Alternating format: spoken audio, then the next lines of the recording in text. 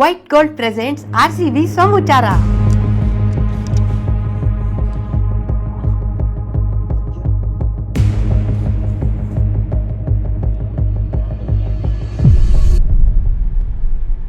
ಏನಾಯ್ತಂತೆ?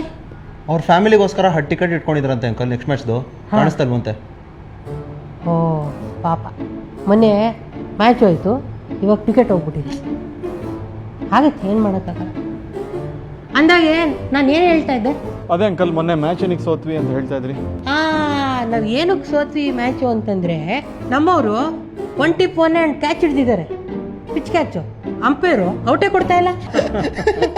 ಅಷ್ಟೇ ಅಲ್ಲ, ಸಿರಾಜು ಬೌಲಿಂಗ್ ಮಾಡಬೇಕಾದ್ರೆ ಲಾಸ್ಟ್ ಬಾಲ್ಗಿಂತ ಮುಂಚೆ ಲಾಸ್ಟ್ ಲಾಬಾಲ್ ಅಂತೇಳಿ ಬಾಲ್ ಹಾಕ್ಬೇಕು ತಾನೆ.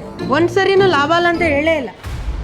ಅಂಕಲ್ ಏನ್ ಅಂಕಲ್ ತಮಾಷೆ ಮಾಡ್ತೀರಾ? ತಮಾಷೆ ಅಲ್ಲಪ್ಪ, ನಾನು 50 ವರ್ಷದಿಂದ ಕ್ರಿಕೆಟ್ ಆಡ್ತಿದ್ದೀನಿ, ಇದೇ ರೂಲ್ಸು. ಬನ್ನಿ ಅಂಕಲ್, ಸ್ವಲ್ಪ ಮಾತಾಡ್ಬೇಕು ನಿಮ್ಮ ಜೊತೆ. ಬನ್ನಿ. ಅಯ್ಯೋ, ಯಾಕೆ ಸೀರಿಯಸ್ ಆಗ್ಬಿಟ್ರಲ್ಲ? ಅಂಕಲ್, ನಿಮ್ಗೆ ಸ್ವಲ್ಪ ಪ್ರಶ್ನೆಗಳನ್ನು ಕೇಳಬೇಕು. ಕೇಳಿ. ಗೂಗ್ಲಿ ಅಂದ್ರೆ ಎಷ್ಟು ಫಿಲಮ್? ನೈಟ್ ವಾಚ್ಮನ್ ಯಾರು? ಇಲ್ಲೇ ಕೂತಿದ್ದಾನಲ್ವಾ. ಫ್ರೀ ಯಾವಾಗ ಕೊಡ್ತಾರೆ?